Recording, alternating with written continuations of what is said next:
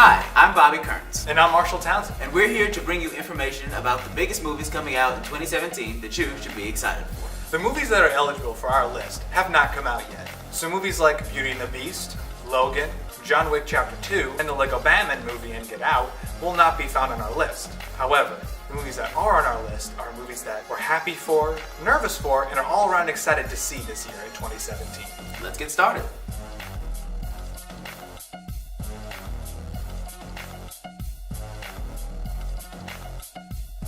As the third entry in the Apes franchise, War for the Planet of the Apes is directed by Matt Reeves and continues the story of a society of intellectual apes that is led by Caesar, played by Andy Serkis. Where the series left off, in Dawn of the Planet of the Apes, war has begun when Caesar's family is attacked by a group of human soldiers. Matt Reeves also directed Dawn of the Planet of the Apes and also 2008's Cloverfield. I'll be picking up the mantle left by Ben Affleck and will be directing the new standalone Batman movie. Regardless, this movie looks bigger in scale, and, if it's like its predecessor, will probably be one of my favorite movies of the year. From the trailers, the movie looks like an epic war film, mixed with a Western revenge tale, and the special effects look as great as always. The movie stars Andy Serkis, Woody Harrelson, and Judy Greer, and opens July 14th. All hail Caesar. Even though this movie was announced in 2012, not much has been known about it, excluding its Mexican theme and its strong focus on the Mexican holiday, the Day of the Dead. Recently, however, a trailer and more information has given us more insight on the plot and what's going to be happening in the movie. This story will follow Miguel, a 12-year-old Mexican boy who, unlike his family, loves music. However, when he tries to find out more about his family's past, he finds himself in the land of the dead. As soon as I read the plot of this movie, I immediately thought about The Corpse Bride by Tim Burton, and I really want to see how this movie plays out. This movie is being co-directed by Toy Story 3 director Lee Dunkirk and Adrian Molina. This movie is set to hit theaters November 22nd.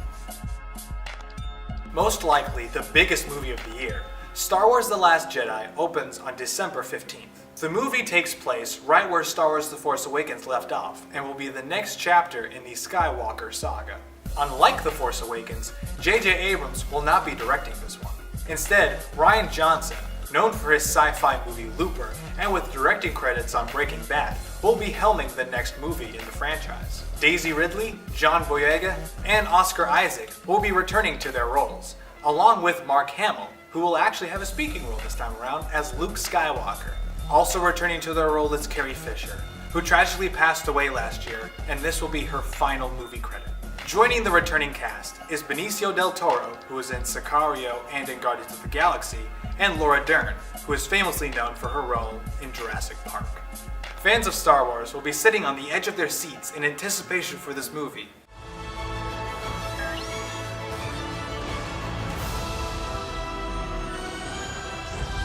I only know one truth.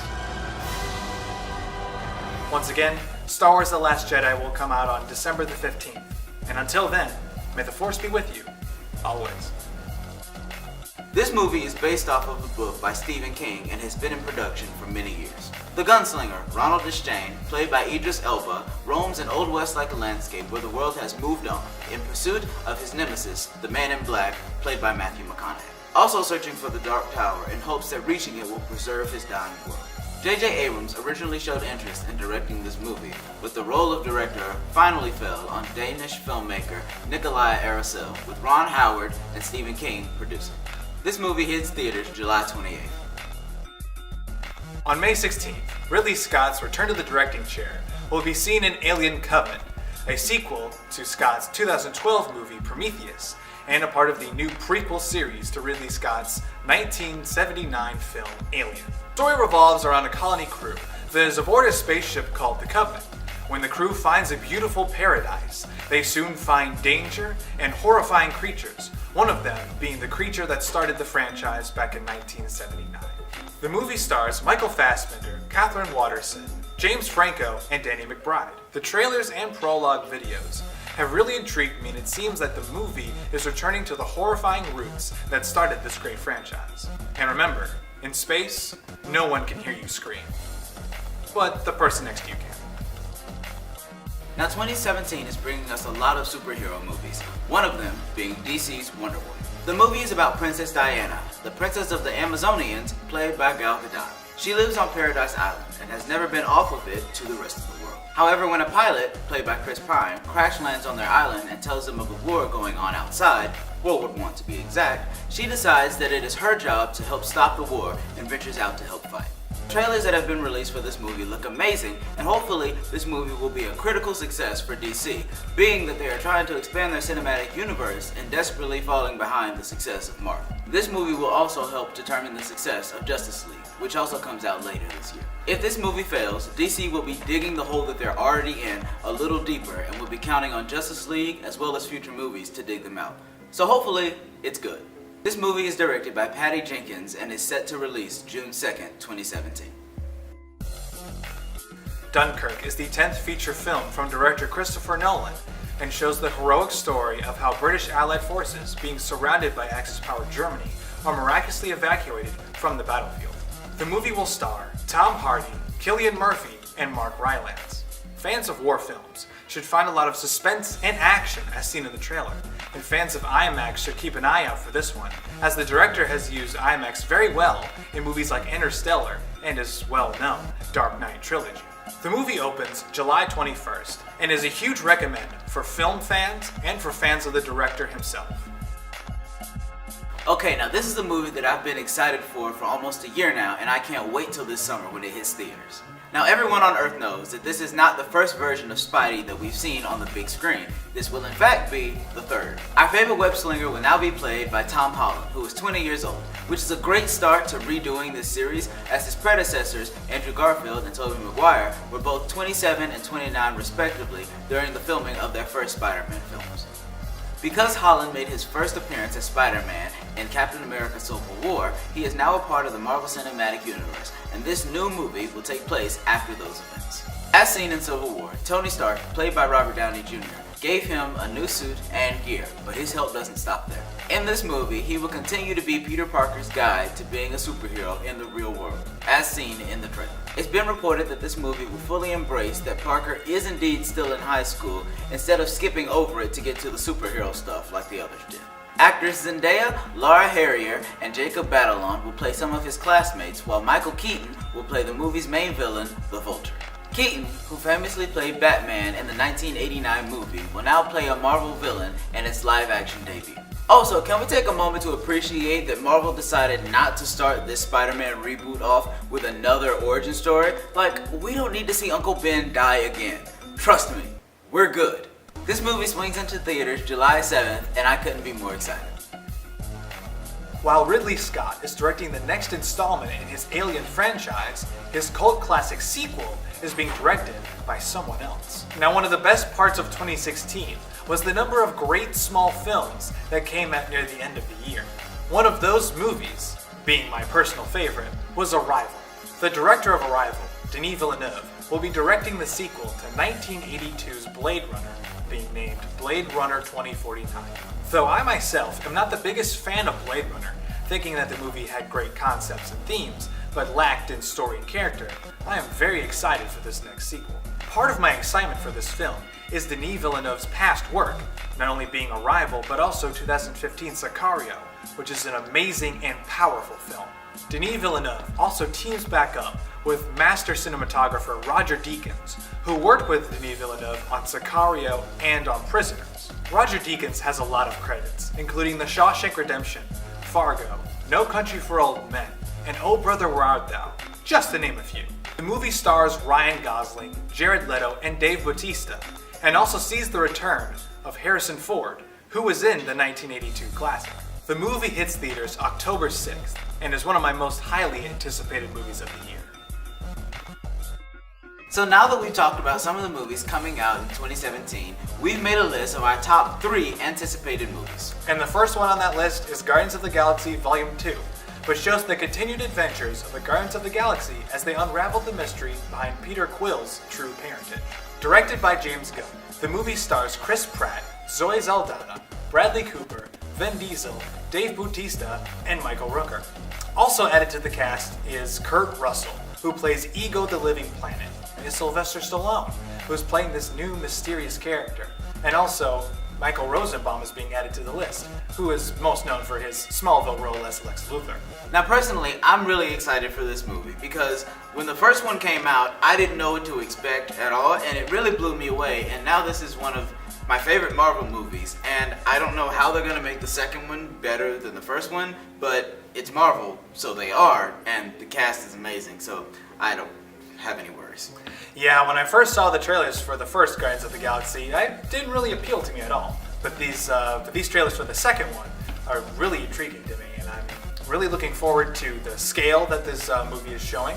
I also think this movie is going to have a really cool soundtrack. And also, I always find it funny to hear Vin Diesel playing Baby Groot. Yeah, that's a little random thing, but It's the easiest money anyone in Hollywood has ever made.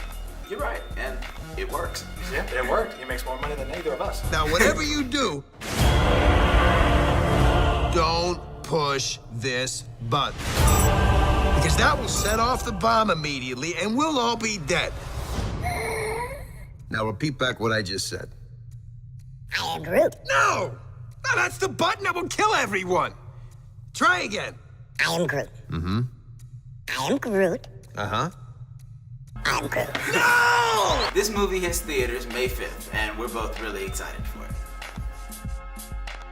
Now the next one on our list is Thor Ragnarok, which is being directed by Taika Waititi, who directed 2016's Hunt for the Wilder People. This movie stars Chris Hemsworth, Tom Hiddleston as Loki, Benedict Cumberbatch as Doctor Strange, and Mark Ruffalo as the Hulk.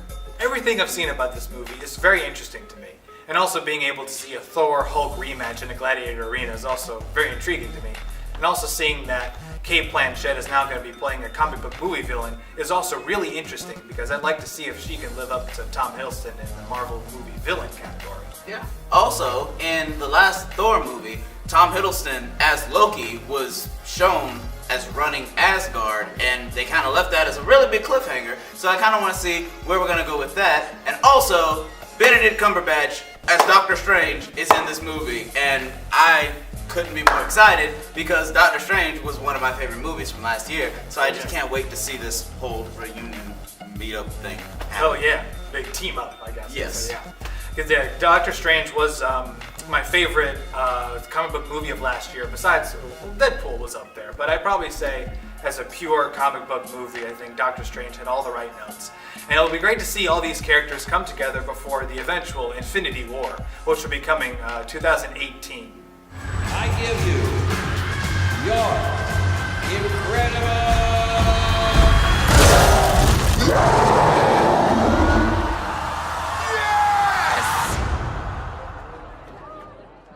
We know each other. He's a friend from work. Oh, come on. This movie releases November 3rd. Now this movie in the DC Cinematic Universe is going to be directed by Zack Snyder, who did Batman v Superman and Man of Steel, along with 300 and Watchmen before. The actors that will be portraying the Justice League will be Ben Affleck as Batman, Gal Gadot as Wonder Woman, Ray Fisher as Cyborg, Ezra Miller as The Flash, and Jason Momoa as Aquaman. Now there are two members of the Justice League that were left off that list, one of them being Green Lantern, which we don't know of his involvement in the movie yet, and there's also Superman, played by Henry Cavill, who if you've seen Batman v Superman, you already know his fate. And you can't have a Justice League without Superman, so he's gonna be in the movie.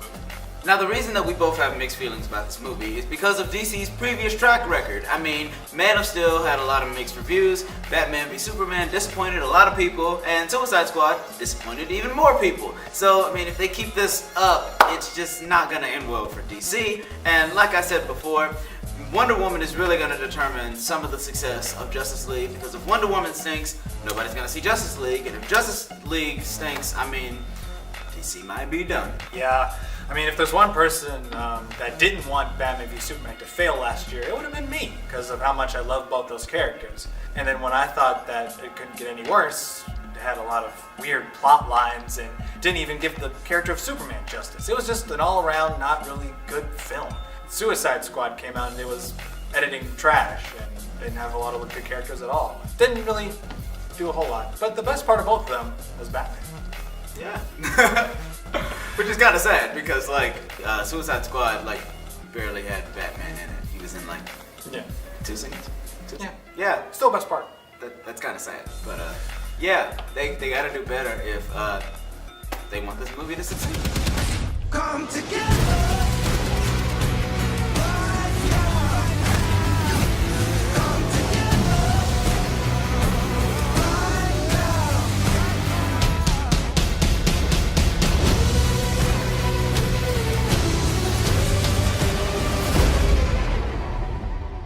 Shall we?